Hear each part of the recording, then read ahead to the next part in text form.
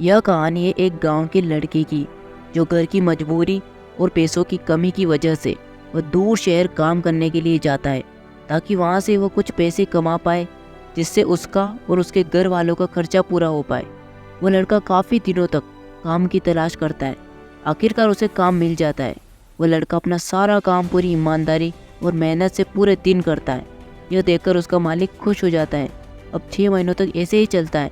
6 महीने बाद वह लड़का अपने मालिक को कहता है, अब मैं कुछ दिनों के लिए वापस अपने घर जाना चाहता हूँ।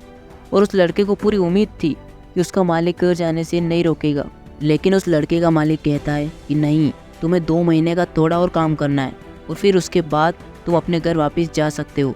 लड़के को थोड़ा गुस्सा आता है, लेकिन वह अपने गुस्से को शांत करके मालिक से पूछता है कि बताइए मालिक, कौन सा काम है।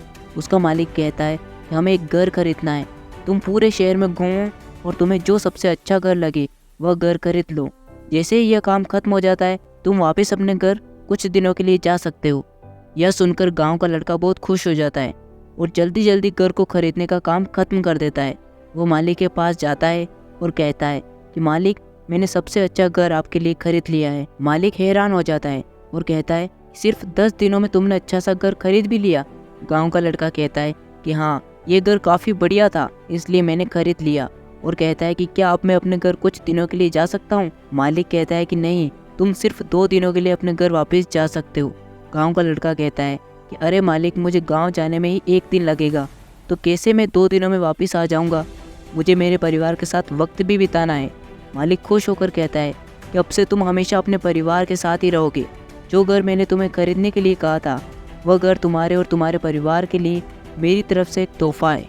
यह सुनकर वह लड़का खुश होने की बजाय मायूस हो जाता है और कहता है कि अगर मालिक, आपने मुझे पहले कहा होता कि ये घर आप मेरे लिए खरीद रहे हो तो मैं थोड़ी और जानकारी प्राप्त करके इससे भी अच्छा घर खरीदता।